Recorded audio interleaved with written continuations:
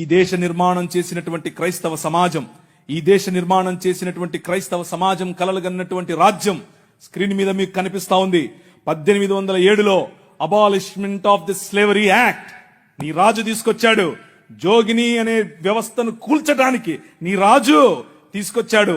1930లో ముత్తులక్ష్మిరెడ్డిని నిలబెట్టి మెడ్రాస్ లెజిస్లేటివ్ కౌన్సిల్లో ఈ దేవదాసి వ్యవస్థను నాశనం చేయటానికి దాన్ని తీసి పారేయండి అని పిల్లు పెట్టింది. నీ రాజు పంపగా వచ్చిన వ్యక్తులు ఆంధ్ర జోగిని యాక్ట్ మనం తీసుకొచ్చాం. ఇంగ్లీష్ ఎడ్యుకేషన్ ఫర్ ఎవ్రీబడి, ప్రతి ఒక్కరికి 1835 మనం తీసుకొచ్చాం. 1795 రైట్ టు ప్రాపర్టీ, అంతకుముందు ఎవరు భూములు కొనటానికి లేదు. బడుగు బలహీన వర్గాలు భూములను స్వాధీనం చేసుకునేవాళ్ళు. నీకేంద్ర రే మల్లిగా అనేవాళ్ళు, నువ్వెవర రే ఈరిగా అనేవాళ్ళు, నువ్వెవర రే బయటుండు, నువ్వు మా ఇంటికి రావద్దు, నీ నీడ పడద్దు అన్నారు. కానీ నీ రాజు నీకు అధికారం ఇచ్చాడు. భూమి కొనుక్కునే అధికారం, భూమిలో పండించుకునే అధికారం, పండించిన దాన్ని తినే అధికారం నీది.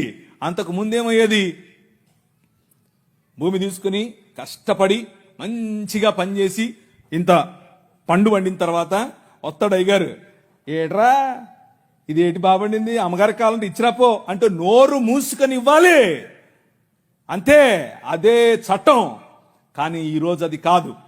నువ్వు పండించింది నువ్వు తింటావు, నువ్వు పండించింది నీ పిల్లలు తింటారు, నువ్వు పండించింది ధైర్యంగా నీకోసం పెట్టుకుంటావు, పొదుపు చేసుకుంటావు. కారణం ఏమిటి? నీ రాజు, రాజులకు రాజు, ప్రభువులకు ప్రభువు, కైసర్ అగస్తస్ మరియు కైసర్ తిబేరియస్ల ప్రతినిధి అయిన పిలాతు ముందు నిలబడుకొని నా రాజ్యము నీ రాజ్యము లాంటిది కాదని చెప్పాడే ఆ రాజు. Right to property, right to education, abolishing killing children. చిన్న పిల్లలను కొనుక్కొని వెళ్ళేవాళ్ళు. ఆయన ఒకసారి రాశారు, ఈ దాన్ని ఏమంటారు, కాటన్ గారు ఆయనకు రాసినట్టు కాటన్ గారి గురించి రాసినటువంటి ఒక పుస్తకంలో ఇలా రాసిందట. ఏంటంటే వాళ్ళ ఇంట్లో పనిచేసేటట్టు ఒక ఆయమను వచ్చి ఒక ₹1 ఇవ్వమ్మా అని అడిగింది. ఆ రోజుల్లో ₹1 ఎందుకమ్మా అంటే, నేను వెళ్ళి రాజమండ్రిలో ఒక ఆడపిల్లను కొనుక్కొచ్చుకుంటాను అంటుంది. ఏంటి కొనుక్కొచ్చుకుంటావా? ఎందుకు? అది మన పరిస్థితి ఆ రోజుల్లో. పిల్లలు నమ్ముకునేటటువంటి బతుకులు, తినటానికి లేని బతుకులు, పిల్లలు నమ్ముకునేటటువంటి బతుకుల నుండి నీ రాజు, నువ్వు అమ్మటానికి వీలు లేదు, నువ్వు చంపటానికి వీలు లేదు. నిర్మాణం కట్టాలంటే పిల్లలను చంపరారు, ఏదైనా రోడ్డు వేయాలంటే పిల్లలను చంపుతారు, రక్తం పడాలంటారు. ఇలా పిల్లలను, మన పిల్లలను చంపుతూ ఉంటే ఆపింది నీ రాజు. Right to education 1913. నువ్వు పెళ్లి చేసుకుంటే నీ భార్య 7 రాత్రులు బ్రాహ్మణుడితో పడుకోవాలి. ఇది ఈ దేశ చట్టం. నువ్వు నల్లగా ఉన్నావట, నీకు దాన్ని ఏమంటారు బట్టతలు ఉందంట, రింగులు ఎంటుకలు ఉన్నాయంట, కాబట్టి నువ్వు దాసుడివి, దస్యుడివి, నువ్వు రాక్షసుడివి, నువ్వు మ్లేచ్ఛుడివి. కాబట్టి నీ జీవితాన్ని మార్చాలంటే, కాబట్టి నీ వంశాలు మంచిగా మారాలంటే బ్రాహ్మణుడితో నీ భార్య పడుకోవాలి. కలిగే పిల్లలు ఎలా ఉంటారు? అప్పుడు ఆర్యీకరణ జరుగుతుంది. కృణ్వంతో విశ్వమార్యం అన్నారు. అంటే అర్థం ఏంటి? ఈ ప్రపంచం మొత్తాన్ని కూడా ఆర్యీకరణ చేయాలి అన్నది వారి రాజ్య కళ. The kingdom of Rama, but the kingdom of God, దేవుని రాజ్యం ఏమన్నా తెలుసా? ఎవరితో పడుకోవక్కర్లేదు. My blood is enough, I will cleanse you from all sin. ప్రతి పాపము నుండి యేసు రక్తము నిన్ను కడిగి పరిశుద్ధునిగా చేస్తుంది. ఎవరి దగ్గర పడుకోవక్కర్లేదు. మనం ఈ దేశానికి ఒక చట్టం ఇచ్చాం. ఏం చట్టం ఇచ్చాం? 1819లో. ఇదంతా నేను సుత్తి కొడుతున్నా అనుకున్నారా? చట్టం ఇది. ఒక్కసారి చరిత్ర తిరిగేయండి. ఇదంతా నీ రాజు చేశాడు ఈ దేశానికి. నీ రాజు తీసుకొచ్చాడు. నల్లట్ట పుస్తకం మోసుకొచ్చినోళ్ళు కష్టపడి పిల్లులు వేసి, రిట్ పిటిషన్లు వేసి, నిలబడి కొట్లాడి నీకు ఇచ్చిన హక్కిది. That is the kingdom of God. No discrimination, right to sit, abolishing child marriages. ఇలా చెప్పుకుంటూ పోతే ఎన్ని చట్టాలు చేశాం మనం. రైలు మనది, పోస్ట్ ఆఫీస్ మనది, ఐఏఎస్ తెచ్చింది మనం, ఐపీఎస్ తెచ్చింది మనం. తెలుగు భాషను మ్లేచ్ఛ భాష అన్నారు. అరే ఏం భాష మాట్లాడుతున్నాడు మ్లేచ్ఛుడా అంటే తెలుగు భాషలో డిక్షనరీ, మొట్టమొదటి డిక్షనరీ మంది మీ నాయన రాజు, ద కింగ్. మనం ఇచ్చాం. CP brown, he was a machinery. ఆయన కలెక్టర్ మాత్రమే కాదు, మిషనరీ. తెలుగు భాష గద్య భాగంలో మొట్టమొదటి పేపర్ మనది. తెలుగు భాష గద్య భాగంలో మొట్టమొదటి పుస్తకం మనది. వీళ్ళకు వాళ్ళ సొంత రామాయణం, మహాభారతాలు కూడా ట్రాన్స్లేట్ చేసుకునే దిక్కు లేదు. అది చేసింది మనమే. నిజం చెప్తున్నాను, నేను అబద్ధం చెప్పట్లేదు. మొట్టమొదటి ట్రాన్స్లేషన్ చేసింది కూడా మనమే. వాళ్ళు అది కూడా చేయరు. ఎందుకంటే విద్య పంచకూడదు. వాళ్ళ రాజ్యంలో విద్య పంచకూడదు. మన రాజ్యం అందరికీ విద్య. ప్రతి ఒక్కరూ చదవాలి. ఎందుకు? ఇదిగో నల్లట్ట పుస్తకం కూడా చదవాలి. అర్థమవుతుందా?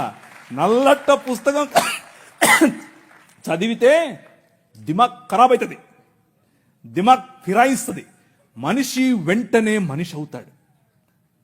ఈ రాజ్యం మనుషుల కోసం రాజ్యం. ఆ రాజ్యం తలకాయలో నుంచి వచ్చిన వాళ్ళకి మాత్రమే రాజ్యం, భుజాల్లో నుంచి వచ్చిన వాళ్ళకే రాజ్యం. ఈ రాజ్యం అందరి రాజ్యం, అందరికీ సుభిక్షత, అందరికీ పట్టభద్రత్వం. అలెగ్జాండర్ డఫ్ అనే ఒక ఆయన, ఎంతమంది ఉన్నారు ఈ పేరు? ఒకరు, ఇద్దరు, ముగ్గురు, ఒక 10-15 ఉన్నాయి. మిగిలిన వాళ్ళు ఒక చెంచా నీళ్లు తీసుకొని దూకండి. అలెగ్జాండర్ అంటే పొరపాటున మీరు ఆ గ్రీకు ఒక ఆయన వచ్చాడు గుర్రం వేసుకుని, ఆయన అనుకుంటారు. కాదు, ఈయన వేరే. అలెగ్జాండర్ డఫ్. ఈయన రవి అస్తమించని బ్రిటిష్ సామ్రాజ్యం పైన ఇన్ఫ్లుయెన్స్ తీసుకొచ్చాడు. ఏం ఇన్ఫ్లుయెన్స్ తెలుసా? నా పిల్లలు చదవాలి, మా భారతీయ పిల్లలు చదువుకోవాలి. వీళ్ళన్నారు, ఎందుకు, మాకు అవసరం లేదు, మీ పాశ్చాత్య విద్యతో మేమేం చేస్తాం, మేము మంత్రాలు చదువుతాం. ఆయన అన్నాడు, మంత్రాలకు చింతకాయలు నైరాల్తా హై. అలెగ్జాండర్ డఫ్, నో, చదవాలి, మన పిల్లలు చదవాలి. ఆంగ్ల భాషలో చదవాలి, ప్రతి భాషలో చదవాలి. తెలుగులో చదవాలి, తమిళంలో చదవాలి, బెంగాలీ కావాలి. పుస్తకాల తర్వాత పుస్తకాలు, పుస్తకాల తర్వాత.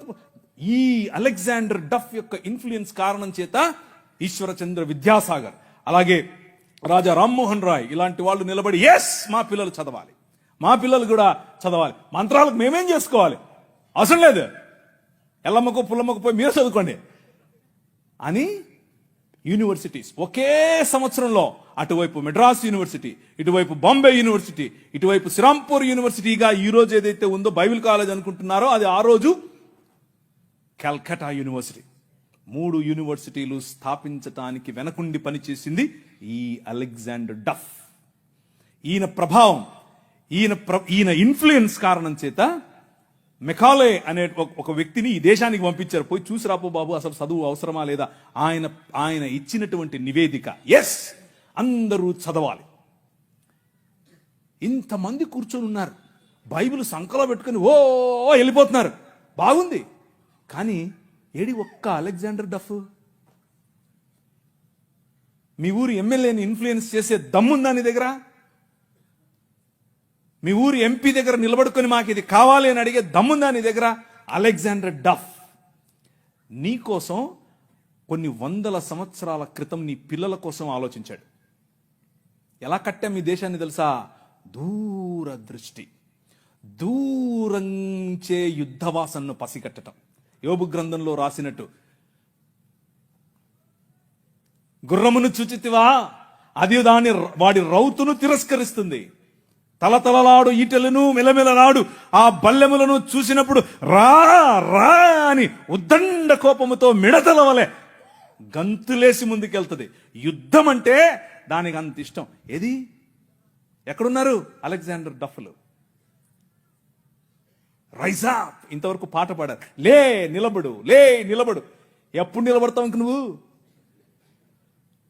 నీ చరిత్ర. డాక్టర్ బాబాసాహెబ్ భీమ్రావ్ అంబేద్కర్ గారి మాట అన్నారు.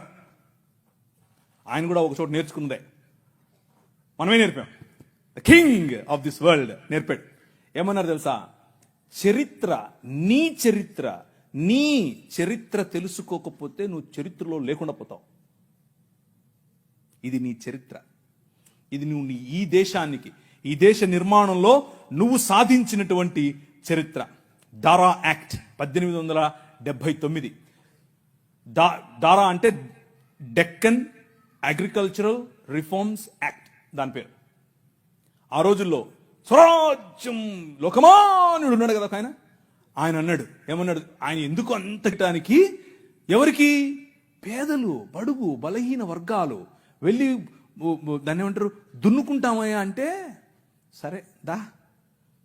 అదేదో ఆ రోజుల్లో సినిమా వచ్చింది సబ్బు పౌడరు చూపించి వాళ్ళ దగ్గర భూములు తీసుకునేవాడు. ఆ టైప్ ఇడు.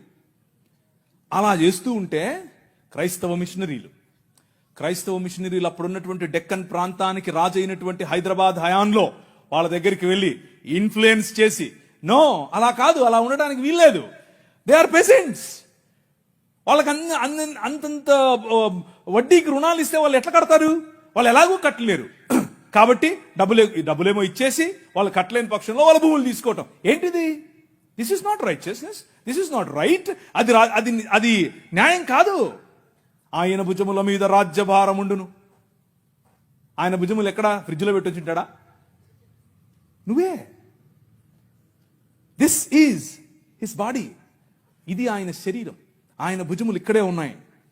ఆ రోజు వాళ్ళు గుర్తించారు, అది నా బాధ్యత అని గుర్తించి వాళ్ళకి 25 పైసల కంటే ఎక్కువ వడ్డీకి రుణం ఇవ్వటానికి వీల్లేదు అని యాక్ట్ చేశారు. ఈ రోజు కూడా అది అలాగే అమల్లో ఉంది. That is your king. నీ రాజు అది. ఈ దేశాన్ని అలా నిర్మించాడు. శామ్ అగింబాటమ్ అనే ఒక ఆయన గ్రీన్ రెవల్యూషన్ ఈ దేశానికి తీసుకొచ్చాడు. ఓ ఆవులు, మేము దాన్ని నిమురుతాం, మేము దాన్ని పూస్తాం, మేము దాన్ని కడుగుతాం అనేవాళ్ళు. కొంతమంది సిమ్ కార్డు బాబాలు ఉన్నారు, ఈ మాటలే అంటుంటారు.